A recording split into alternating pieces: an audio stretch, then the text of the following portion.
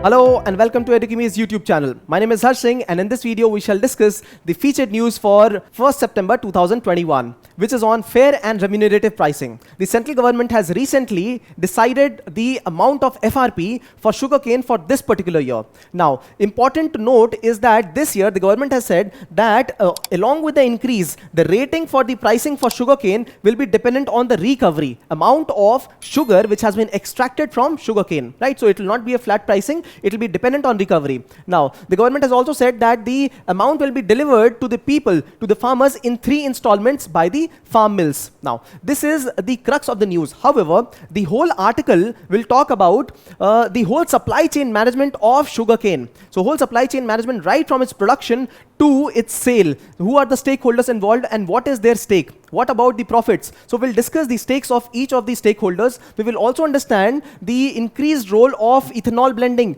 and then the use of byproducts of sugarcane. The image that you see ahead of you is that of sugarcane supply chain, right from the production stage to its sale and then its utility by sugar mills. After that, intervention of government into how FRP or SAP has to be given by state governments, and then extra role players. For example, export of sugarcane, the utility of byproducts, and then ethanol blending. We will discuss each of them, right? Now, sugarcane is a crop which takes in a lot of water for cultivation. Also, it takes 14 to 18 months to ripen. So still, why do farmers utilize this sugarcane as an important crop? Many farmers have adopted this crop after giving up certain other crops. Why so? It is because the government declares FRP, fair and remunerative pricing. Now, this is a price which is assured price to the cultivars. They will get this price from the mill owners who will be later taking on the sugarcane to create sugar out of it, process sugar out of it, right? But this price has to be decided by the government, right? CACP, Commission on Agricultural Prices and Cost. This is the one which recommends the price to the government, right? So they are the ones, but who pays? Who pays? Sugar mills pays, right? So the price is determined sometimes politically, but there is a tool to decide the price also, right? So government recommends something called as FRP, fair and remunerative pricing. However, the state governments also want to lure the farmers in its own state, and therefore states also recommend a price called as SAP. It is called as state advisory price, right? And this is what they pay to the farmers. So it is not paid by the government, it is paid by the sugar mill owners. And you would be surprised to know that the price, that the effective price that the sugar mill owners get after sale of sugar, it is far less than what is paid to the cultivars. So that means this effective mechanism is not working in the financial system as a profitable entity, right? The whole sugarcane supply chain. Now, also, this is one component for sugar mill owners, right? The component of cultivar, let's look at this. Now, the issue here is that they do not receive timely payments from sugar mill owners. Also, there is a lobby group of sugar mill owners. This is like a cartel, and they do not, the sugar mill owners do not take in the sugarcane till the time it gets dried. So when the dried sugarcane is there, it will produce less productivity and they will pay them less. They will pay the cultivars less amount for the sugarcane. So these are the kind of nexuses that are involved here. Also, right now the government has said it will pay the farmers in 3 different installments, right? 60% in the first 14 days of procurement.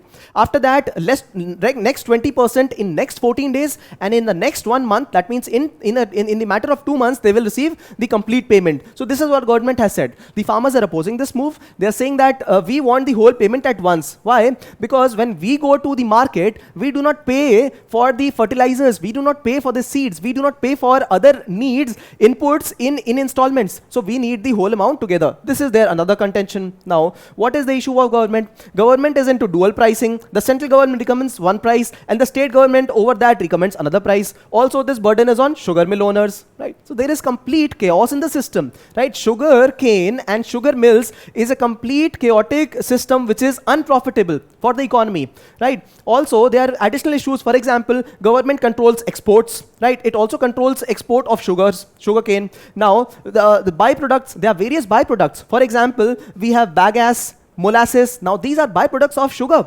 sugarcane, and they can be utilized effectively for various activities. For example, pellets, bio pellets, they can be utilized for creating energy. Another one, ethanol blending.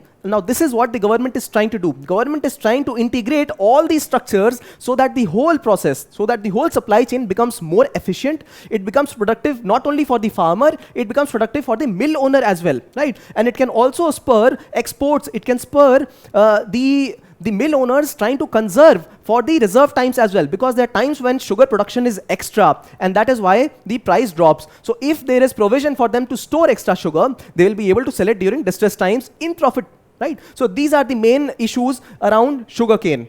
Now, moving ahead to pricing of sugarcane, it is done through the FRP, right? Fair and remunerative price declared by the central government, and over that SAP also declared by the state government, and usually it is definitely more than the central government pricing. Now, although we just now understood that it could be a political measure, right? Every time it is increased in all the states, knowing that it is not yielding profits to the mill owners, still the prices are increased. So ideally, the prices should be fixed on these parameters. They are on paper, however, the actual price is every time raised, right? So we know the political issue here. However, let me quickly talk about who are the stakeholders involved and what are the reasons for the variation in price every year. So first of all, if you look at the whole system, the cost of production of sugarcane, should not that be an input for calculating the FRP? Yes. The cost of input is one. Then the cost of consumption. So consumption, if we are the consumer and we are consuming sugar at 50 rupees per kilo, this should be another factor on which FRP should be determined, right?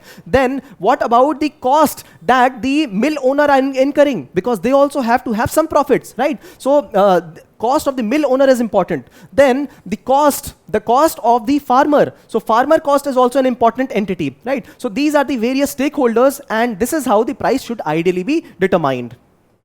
Now this time the government has said that the prices of the FRP will be determined with the yield, with the kind of yield. So if the sugarcane is releasing lot of amount of sugar, that means the recovery is high, the prices will be higher. So this is how it says, and the other one that I mentioned was 3 installments. So these are the updates about this sugarcane cultivation. Now, what are the issues related to this pricing? First of all, as I mentioned, it is dual pricing, and it is not efficient for the government to have 2 prices, right? The second one is cost difference. If it is not economizing to the mill owner, how will the mill owner be profitable, right? They will not be in a profitable situation. So this is another one.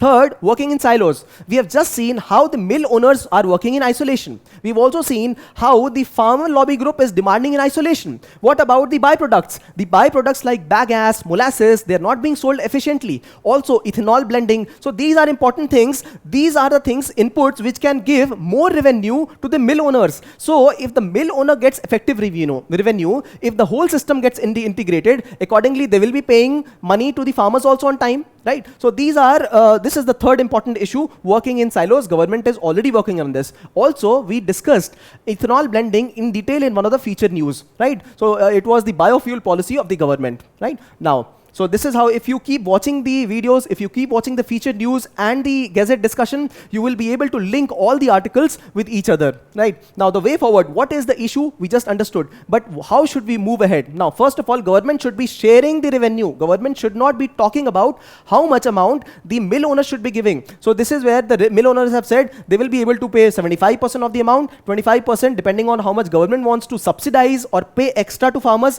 they can do it. So there should be a revenue sharing formula, right? Addressing surplus. If there is surplus of sugar, why not release it in the external market, export, right? So this is one. And having extra buffer stock. So there is a limit. Since it is an essential supply, there's a limit on how much the entity can be stored. But if we increase the buffer stock, it can be utilized during the times of distress, sugar distress. Third, environment and economy. Why not have ethanol blending? The whole sugar cane that is being put in sugar creation, that can also be sent for ethanol blending. It is also good for environment and economy, right?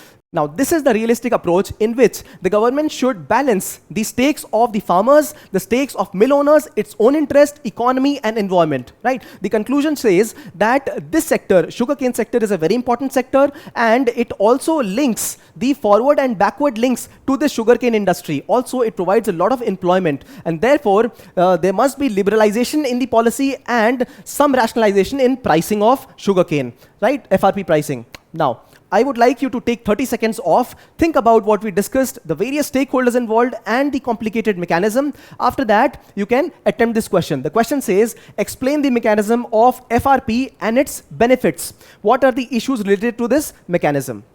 If you like our video, if you like our effort, share some love on us through likes, comments, and shares. If you subscribe to the channel, you will receive timely updates. Thanks for watching.